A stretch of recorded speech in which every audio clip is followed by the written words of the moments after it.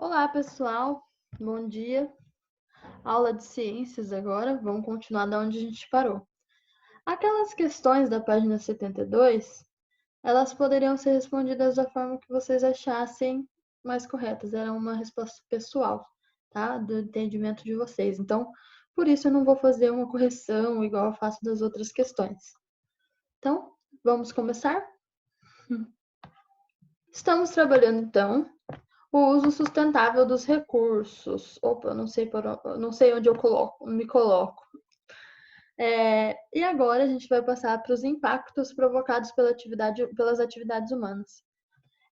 Algumas atividades dos seres humanos geram vários impactos negativos ao ambiente, aos recursos naturais e à saúde das pessoas, como a poluição da água e do ar e a degradação do solo. A gente vai ver como isso ocorre em cada ponto e quais as medidas que a gente tem que tomar para refrear isso, para deixar de acontecer ou minimizar os impactos dos seres humanos na natureza. Porque nós dependemos da natureza para viver, tá? Então, os recursos naturais, eles servem às nossas necessidades, mas a gente tem que ter consciência para usá-los de forma correta, para que não acabem, para que a gente tenha sempre em mãos o que a gente necessita, ok? Então, continuando, poluição da água. Ela pode ser provocada por várias atividades. Os exemplos que o livro didático apresenta são pela agricultura, pois todos os agrotóxicos jogados nas plantas, por exemplo, eles são captados para o solo e levados até o lençol freático. Lembram o que é lençol freático? Água que fica por baixo do solo e que origina rios. Então, a gente vai estar contaminando os nossos rios indiretamente através da agricultura, com o uso dos agrotóxicos. Outro exemplo da poluição de água é o esgoto e o descarte errado de lixo. Então, quando a gente joga um lixo no bueiro, ele pode vir a cair no rio. Ou que se a gente joga um lixo na natureza, a chuva leva até o rio. Mas o esgoto, quando a gente capta os esgotos das casas, a gente pode estar levando esses dejetos para o rio. Se a cidade não tem um tratamento de esgoto, normalmente esse esgoto vai diretamente para o rio sem tratamento algum. Algumas cidades têm tratamento de esgoto, mas a maioria não. E isso é muito prejudicial à nossa natureza, tá? Outro exemplo de poluição foi o que aconteceu há uns anos atrás em Mariana e Brumadinho. A mineração é uma atividade econômica que, devido ao grande número de substâncias que tem no solo e de outros metais, é usado principalmente o mercúrio como forma de separar o ouro de outras substâncias. E essas substâncias que são separadas são chamadas de rejeitos. Então, a mineração faz barragens desses rejeitos, dessa lama, junto com água, e é perigoso que essas barragens se rompam e acabem inundando, e acabem indo para cima das cidades ou da floresta ou da vegetação próxima ao local da barragem. Foi o que aconteceu com Mariana e Brumadinho. A barragem de rejeitos provenientes da mineração estourou, fazendo com que a cidade ficasse cheia de lama, que a vegetação próxima ficasse cheia de lama e rejeitos, que são tóxicos muitas vezes porque eles têm um mercúrio junto, tá? Então aqui tem uma foto do que aconteceu em Brumadinho, ok? Poluição do ar. Há fontes naturais de poluição do ar, como os vulcões ou o gás metano produzido pelas vacas na pecuária. E outras formas de poluição são as queimadas, tá? Então, queima de floresta, queima de lixo. Tudo isso produz gás carbônico, tá? E esse gás vai para a atmosfera e polui o ar. E é tóxico em grande quantidade para a gente.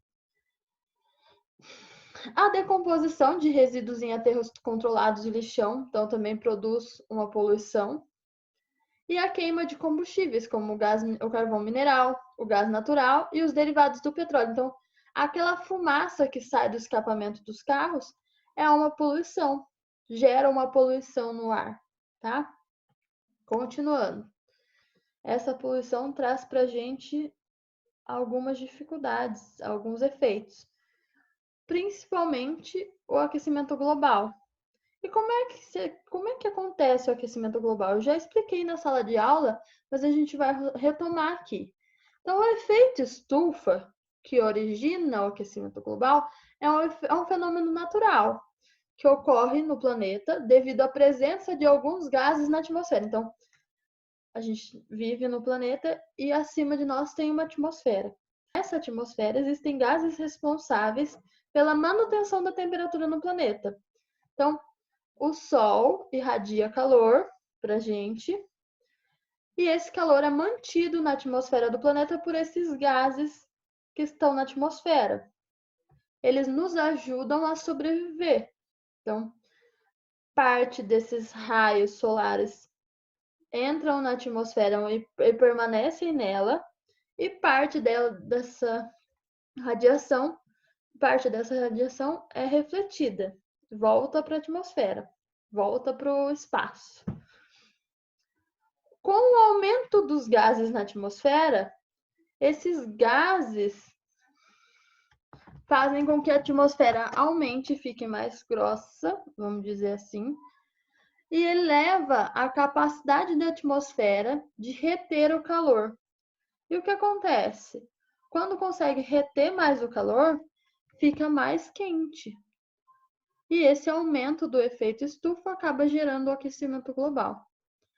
O que pode ser feito para a gente reduzir a emissão de gases do efeito estufa? Então, pode ser reduzido o consumo de combustíveis fósseis, como petróleo, diesel, tá? Optar por combustíveis de biomassa, como os combustíveis de álcool, com milho, soja, com cana-de-açúcar, tá? Dar preferência por bicicleta ou transportes coletivos, andar mais a pé, principalmente em Santa Cruz, que é uma cidade pequena, dá pra gente exercitar mais isso, andar a pé, andar de bicicleta, tá?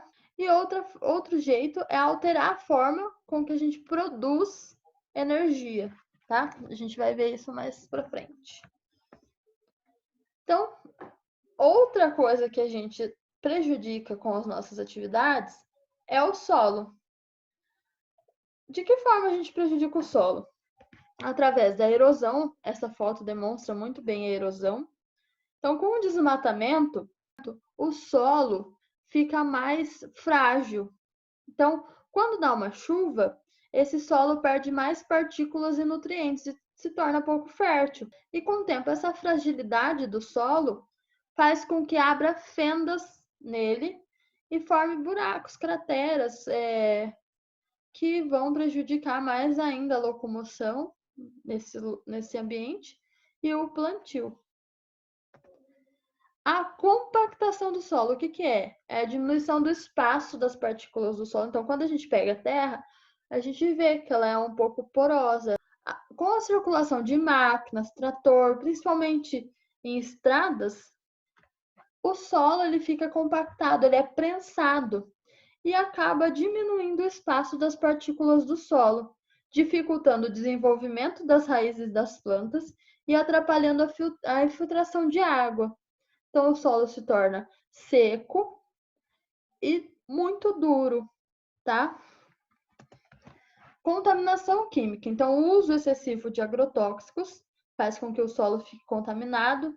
O chorume resultante dos lixões e dos aterros controlados também contamina o solo. E o descarte incorreto ou vazamento de produtos químicos fazem com que o solo se torne cada vez mais infértil e que através da infiltração e dos lençóis freáticos leve essa contaminação até as pessoas, os animais, tá? Então, lembra lá dos jeitos de produzir novos tipos de energia? Então, vamos ver a forma de produção de alguma energia. A hidroelétrica, ela produz energia usando o movimento da água, e uma vantagem é que usa um recurso renovável, a água. A desvantagem: para ser implementada, ela precisa de um espaço muito grande e precisa inundar grandes áreas, provocando impacto na vida da população que mora ao redor, na vida dos organismos aquáticos e, além disso, a vegetação que fica submersa, ela libera gás metano, porque ela se decompõe dentro da água. Então, a termoelétrica, ela produz energia por meio da queima de combustíveis fósseis, o carvão e o gás mineral. Tem baixo custo de instalação como vantagem, mas usa recursos não renováveis, polui o ar e emite gases de efeito estufa. Então, não é uma ideia muito boa as usinas de termoelétrica. Energia eólica, ela produz energia usando o movimento do ar, ou seja, do vento. Como vantagem, ela usa um recurso renovável e não libera nenhum tipo de poluente, mas a instalação das torres altera a paisagem natural do lugar e pode prejudicar as rotas de aves migratórias, tá? Mas ainda continua sendo o que a gente chama de energia limpa, porque não produz nenhum tipo de poluente. Outra energia limpa é a energia solar, que ela é produzida através da radiação solar. Usa um recurso renovável e não emite nenhum tipo de poluente. Em contrapartida, a produção de energia vai variar nas diferentes estações do ano, tá? Algumas estações vai ter mais radiação do sol, outras menos.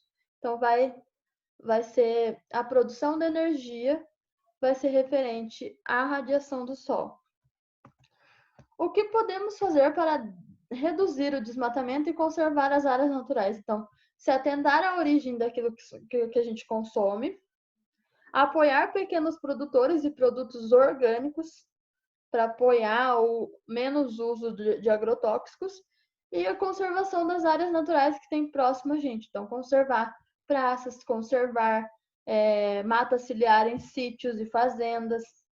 Conservar áreas em torno de rios, por exemplo, é uma grande ajuda ao meio ambiente para não ter erosão, para dificultar a poluição dos rios, tá? O que podemos fazer para evitar a poluição e o desperdício de água? Então, reduzir o tempo do banho, fechar a torneira enquanto escova o dente, lava a louça, fechar o chuveiro enquanto toma banho, enquanto se saboa. Aproveitar a água da máquina para lavar quintais e muito mais. Vocês podem pensar em milhões de jeitos de evitar a poluição e desperdício de água. Então, a gente tem processos para que haja o tratamento de água e o tratamento de esgoto. O tratamento de esgoto, vocês vão ler o que está escrito na página 90. Eu pus até aqui no vídeo, se vocês quiserem ler no vídeo mesmo, eu vou me pôr aqui, ó, do ladinho para não atrapalhar. Pausa aí e lê. Mas também tem na página 90, vocês que decidem. Sobre o tratamento de água, eu estava planejando para a gente uma visita técnica na estação de tratamento de água da Sabesp aqui de Santa Cruz do Rio Pardo. Contudo, com esse negócio do isolamento social e do coronavírus, não deu para a gente ir até lá. Mas eu fui até lá. Fui até lá e filmei com o Wildo, um funcionário da Sabesp. E ele nos explicou, pela câmera, como funciona o processo de tratamento de água. Foi muito interessante e o vídeo vai estar no YouTube também para vocês verem como funciona, tá? É muito legal. Espero que vocês gostem. Então, mãos à obra, a gente tem atividades da página 92, 93, 94 e 95. Façam todos, exceto o número 8, que é a última questão da página 95. Ok? Beijos. Eu estou morrendo de saudade de vocês mesmo. Não vejo a hora de voltar para a sala de aula.